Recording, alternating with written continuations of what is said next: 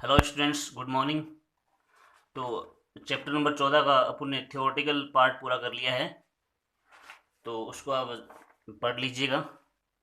और आज हम स्टार्ट करेंगे न्यूमेरिकल्स, इसके आंकिक प्रश्न। और सबसे पहले अपन करेंगे बहुचयनात्मक प्रश्न, और जो कि जिसमें ऑप्शन आता है अवश्यता वाले क्वेश्चन। तो ऐसे क्वेश्चन आते नहीं एग्जाम में आपके, ऑप्शनल क्वेश्चन आते नहीं है, लेकिन फिर भी छोटे क्वेश्चन होते हैं ये। तो छोटे क्वेश्चन जो हैं वो दे सकते हैं एग्जाम में, लेकिन अवश्यता के रूप में नहीं आएंगे आपके। लेकिन छोटे क्वेश्चन है, इसलिए एग्जाम में कैसे भी करके पूछ सकते हैं। और ज़्यादा करके ये वाला इजी क्वेश्चन है, तो ऐसे क्वेश्चन एग्जाम में कई बार आते हैं भाई। ठीक है, तो बहुचयनात्मक प्रश्न करना ज़रूरी है अपने लिए। और जो आंकिक प्रश्न जो होते हैं वो ज़्यादा बड़े होते हैं, वो ज़्यादा बड़े क्वेश्चन आते हैं नहीं एग्जाम में। तो छोटे क्वेश्चन ज़्यादा आते हैं, इसलिए अपने मेन टारगेट क्या है, छोटे क्वेश्चन करना पहले। ठीक है, छोटा क्वेश्चन ज़रूरी है। देखो, न्यूमेरिकल करने से पहले महत्वपूर्ण सूत्र करना ज़रूरी है। महत्वपूर्ण सूत्र में देखो, बोर की 3 परिकल्पनाएं थी। ठीक है, फिर एनवीं कक्षा की त्रिज्या थी, एनवीं कक्षा की ऊर्जा थी। ठीक है, और फिर हमने तरंग संख्या का सूत्र याद किया था। फिर हमने जो कि 2 पाई r = n लेमडा पढ़ा था। लास्ट टॉपिक जो था, लास्ट टॉपिक क्या था कि डी ब्रोगली परिकल्पना से बोर की द्वितीय अभिगृहित की व्याख्या, जिसमें 2 पाई r = n लेमडा आता है। ठीक है, वो पढ़ेंगे। तो देखो, महत्वपूर्ण सूत्र पढ़ लेते हैं। mv² क्या होता है, kz²/r²। बोर की प्रथम परिकल्पना। बोर की द्वितीय परिकल्पना, L बराबर mvr बराबर nh/2 पाई। द्वितीय परिकल्पना जो कि कोणीय संवेग होता है। तीसरी परिकल्पना, En2 माइनस En1 बराबर h न्यू। चौथी, जो कि चौथा सूत्र क्या है, जो त्रिज्या का सूत्र होता है, एनवी कक्षा की त्रिज्या। तो एनवी कक्षा की त्रिज्या क्या होती है, Rn = 0.529 n² एंगस्ट्रम। एनवी कक्षा की ऊर्जा क्या होती है, माइनस में होती है -13.6 Z²/n² इलेक्ट्रॉन वोल्ट। तरंग संख्या का सूत्र क्या होता है, 1/λ = न्यू बार बराबर R(Z²) 1/n1² माइनस 1/n2², जहाँ R क्या है, रिडबर्ग नियतांक होता है।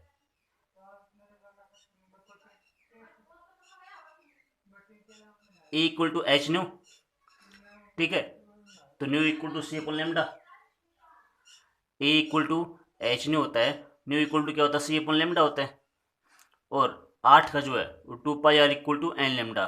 2 पाई r क्या होता है, n लेमडा होता है। 9 का, एनवीं कक्षा से प्रथम कक्षा में कुल संभावित संक्रमणों की संख्या। एनवीं कक्षा से प्रथम कक्षा में कुल संभावित संक्रमणों की संख्या क्या होती है, n(n-1/2)। ठीक है, तो देखो ये वाला जो फॉर्मूला है 9 नंबर, वो आपको याद होना चाहिए।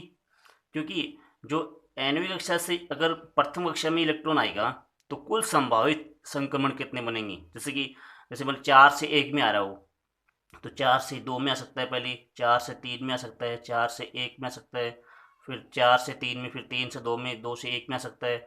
तो कितनी मतलब संभावित संक्रमण बनेंगी, कितनी स्पेक्ट्रमी रेखाएं बनेंगी, तो वो होता है n(n-1/2)। ठीक है, n(n-1/2) कि कितनी संभावित स्पेक्ट्रमी रेखाएं बनेंगी जब वो n से प्रथम कक्षा में आएगा। जैसे कि मतलब 5 मान लो, तो 5वीं कक्षा से प्रथम कक्षा में आ रहा है, तो 5 से 4, 4 से 3, 3 से 2, 2 से 1 ऐसे आ सकता है। या फिर वो सीधा 5 से 3 आ सकता है, सीधा 5 से 3 आ जाएगा, 3 से 2 आ जाएगा, 2 से 1 आ जाएगा। तो कितने संभावित संक्रमण बनेंगे, उसका सूत्र ये वाला होता है, n(n-1/2)। किताब में दिया हुआ ऐसा न्यूमेरिकल, अपन ऐसा न्यूमेरिकल करेंगे। और ये प्रीति जो होती है वो लेमडा की क्या होती है, पूर्ण गुणज होती है। प्रीति क्या होती है, लेमडा की पूर्ण गुणज होती है। तो ये वाला फॉर्मूला याद होना चाहिए। तो पहला क्वेश्चन करते हैं। हाइड्रोजन परमाणु की मूल अवस्था से, हाइड्रोजन परमाणु की मूल अवस्था में ऊर्जा कितनी है, 13.6 इलेक्ट्रॉन वोल्ट है। तो n बराबर 5 ऊर्जा स्तर में उसकी ऊर्जा क्या होगी। तो -13.6 किताब में गलत दिया हुआ, यहाँ पर किताब में देख लेना आप। तो n बराबर 5 ऊर्जा स्तर में इसकी ऊर्जा क्या होगी। तो देखो सीधा फॉर्मूला भाई, इसका आंसर क्या आएगा। देखो, n एनवीं कक्षा की ऊर्जा क्या होती है, सूत्र क्या है, ई एन बराबर क्या होता है, -13.6 और Z² में n²। ये वाला फॉर्मूला होता है इलेक्ट्रॉन वोल्ट में। और यहाँ पर H परमाणु की बात कर रहा है, तो H परमाणु के लिए Z कितना आ जाएगा, 1। तो सूत्र क्या बन जाएगा, तो सूत्र बनेगा अपने पास और ई एन इक्वल टू, और यहाँ पर -13.6 अपॉन में एन स्क्वायर। अपने को दिया क्या है, दिया है एन का मान 5 कि 5 कि एन बराबर 5 ऊर्जा स्थिति में ऊर्जा क्या होगी, एन बराबर 5।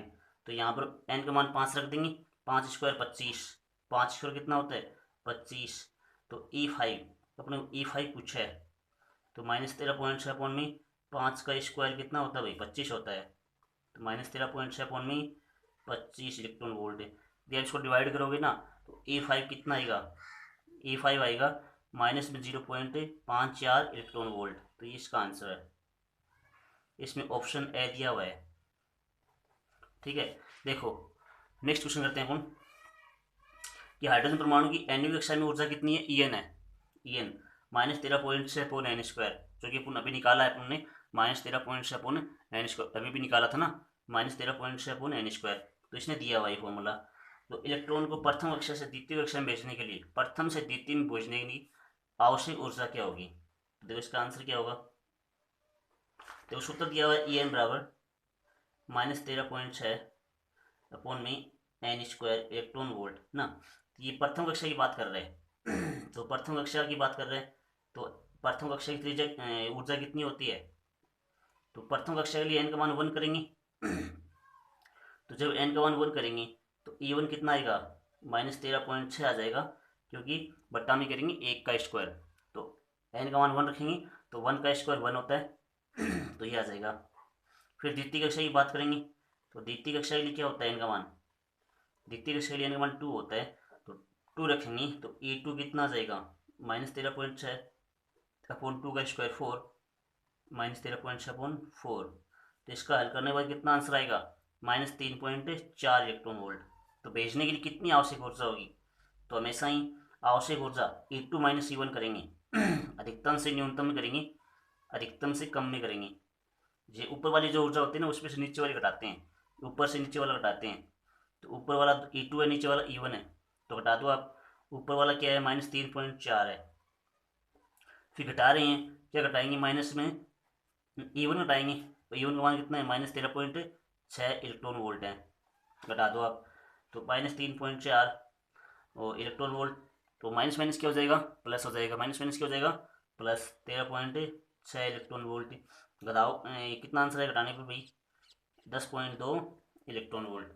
इसको आप घटा लेना, आंसर आ जाएगा। एच परमाणु में यदि इलेक्ट्रॉन तीसरी कक्षा से दूसरी कक्षा में संक्रमण करता है, देखो तीसरी कक्षा से दूसरी कक्षा में संक्रमण कर रहा है, तो उत्सर्जित विकिरण की तरंग दैर्ध्य क्या होगी। जो तरंग दैर्ध्य पूछी है तो सीधा अपने पास फॉर्मूला कौन सा है, अपने पास वो तरंग संख्या वाला फॉर्मूला है 1/λ वाला। तो तरंग दैर्ध्य पूछा है तो वही काम में आएगा, ईजी है। तो इसका आंसर देखो क्या आएगा। तो तरंग दैर्ध्य पूछी है, तीसरी से दूसरी में संक्रमण कर रहा है ना, तो तीसरी कक्षा से दूसरी कक्षा में संक्रमण कर रहा है मतलब, तो तीसरी से वो दूसरी में आ रहा है, दूसरी कक्षा में आ रहा है वो। ठीक है, तो इसका मतलब ये 3 से 2 में आ रहा है। तो यहाँ पर N2 का मान तो ये वाला हो जाएगा और N1 का मान ये हो जाएगा।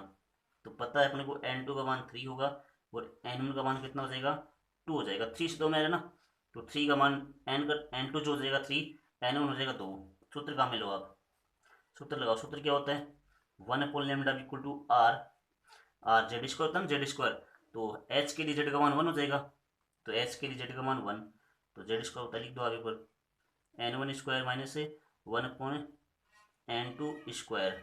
तो देखो मान लिखो आप, जेड का मान 1 कर दो और ये मान रख दो, N1 N2 के मान रखो। मान रखने पर N1 N2 के मान रखो भाई आप, तो 1/λ इक्वल टू R। तो N1 का मान है 2, 2 का स्क्वायर माइनस 3 का स्क्वायर। देखो हल करो, 1/λ बराबर R, 1/λ बराबर R। ठीक है, तो R 1/4 माइनस 1/9। यदि आप इसको तुम लोगे तो कितना कितना आंसर आएगा R 9 चौको 36, 4 नंबर 36, 9 चौको 36 4, तो 5R अपॉन में 36। इसको उल्टा करना पड़ेगा, कई जगह इतना छोड़ देते हैं, इसको उल्टा करना पड़ेगा कि लेमडा निकालना है। तो लेमडा कितना आएगा 36 अपॉन में 5R, 36 अपॉन में 5R, ये इसका आंसर होगा आंसर। ठीक है, नेक्स्ट देखो क्वेश्चन। देखो एच परमाणु की लाइमन श्रेणी की जो है ना विद्युत चुंबकीय स्पेक्ट्रम के किस भाग में प्राप्त होती है? तो विद्युत चुंबकीय स्पेक्ट्रम की पैरामैग्नेटिक भाग में प्राप्त होती है। और बामर किस में आती है? दृश्य क्षेत्र में आती है। बामर किस में आती है? दृश्य में आती है। नेक्स्ट क्वेश्चन करो आप। किसी एच परमाणु जो ऊर्जा स्तर n=4 तक उत्तेजित किया गया है, n=4 तक उत्तेजित किया गया है, तो द्वारा उत्सर्जित स्पेक्ट्रमी रेखाओं की संख्या क्या होगी? जब वो n=4 से 1 में आएगा तो उत्सर्जित स्पेक्ट्रमी रेखाओं की संख्या क्या होगी? तो इसमें n=4 दिया हुआ है, n=4 और से n=1 में आएगा वो उत्सर्जित स्पेक्ट्रमी रेखाओं की संख्या। तो सूत्र क्या लगेगा? तो सूत्र लगेगा कि उत्सर्जित स्पेक्ट्रमी रेखाओं की संख्या, स्पेक्ट्रमी रेखाओं की संख्या। तो सूत्र क्या होता है भाई? उत्सर्जित स्पेक्ट्रमी रेखाओं की संख्या क्या होती है? n(n-1) अपॉन में 2, अभी भी पढ़ गए हैं, n(n-1) अपॉन 2। n का मान 4 दिया हुआ है, 4 माइनस 1 3 अपॉन 2, तो 4 और 4 में से क्या 3 बचा, 2 दूनी 4, कट जाएगा 2 दूनी 4, 2 गुणा 3 कितना होता है 6। तो इसका आंसर 6 आएगा। थैंक यू, बाकी क्वेश्चन कल करेंगे।